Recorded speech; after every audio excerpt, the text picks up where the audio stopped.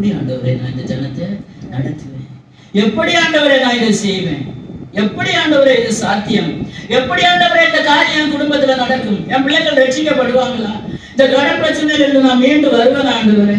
இயேசுவே, இதுல நான் தோற்று போயிருக்கிறேன், இதுல எனக்கு ஒரு வெற்றி கிடைக்குமா? அல்லேலூயா. நான் காத்திருக்கிற இந்த காரியம் எனக்கு வெற்றியாய் முடியுமா? ஒருவேளை சோர்ந்து போய் தளர்ந்து போயிருந்தீங்க, நான் கர்த்தர் சொல்லுகிறார், நான் உனக்கு சொல்லலையே, கட்டளை இருக்குன்னு என்ன செய், பலம் கொண்டு திடமானதாய். கர்த்தரை நம்புகிறவங்க அசையாமல் நிலைத்திருக்கும் சீயோன் பர்வதத்தை போல இருக்கணுமா?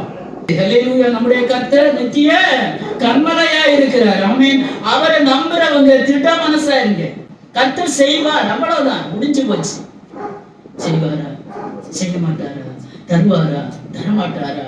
எந்த மனுஷனும் சொல்லுவாங்க இது நடக்காது உனக்கு, எத்தனை வருஷம் காத்திருக்க, இனிமையா உனக்கு நடக்க போகுதுன்னு மனுஷன் சொல்லுவாங்க. இல்லப்பா. ஹல்லேலூயா. எலியாவும் எலிசாவும் போய் கொண்டு இருந்த போது எலிசா கிட்ட இப்படிதான் சொன்னாங்க தீர்க்கதரிசிகள் புத்திரர். எலியா தீர்க்கதரிசியை கர்த்தர் எடுத்துக்கொள்ள போகிறார். நீ என்ன செய்ய போற? நீ சும்மா இரு, எனக்கு தெரியும். ஹல்லேலூயா. கர்த்தர் என் பட்சத்தில் இருக்கிறார், அதனால நான் என்ன செய்ய மாட்டேன், அசைய மாட்டேன், திட்டமானதா இருப்பேன். நீ போகும் இடம் எல்லாம், ஹல்லேலூயா, எந்த இடத்துல போறீங்களோ, எந்த காரியத்துக்கு ஸ்டெப் எடுக்கிறீங்களோ, எது செய்யணும்னு முன்ன போறீங்களோ, எடுத்து வைங்க தைரியமா. நீ போகும் இடமெல்லாம் உன் தேவனாகிய கர்த்தர் உன்னோடு இருக்கிறார். ஹல்லேலூயா. தைரியம் வந்தது யோசுவாவுக்கு தெரியாது, எனக்கு முதல்ல இருக்க டாஸ்க் யோர்தான் என்று தெரியாது.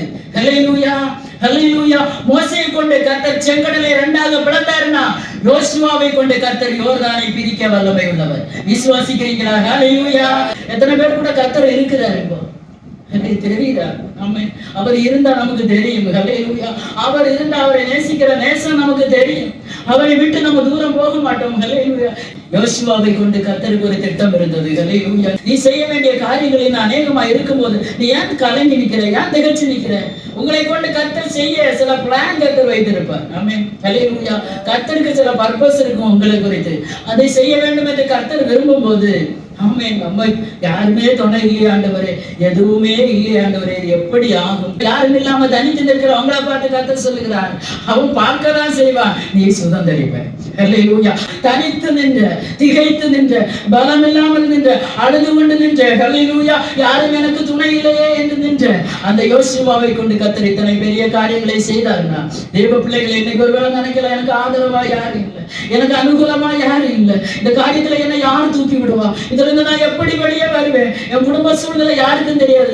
தனித்து நின்ற யோசுவாவோட கர்த்தர் கூட இருந்தார். ஆமென். ஹல்லேலூயா.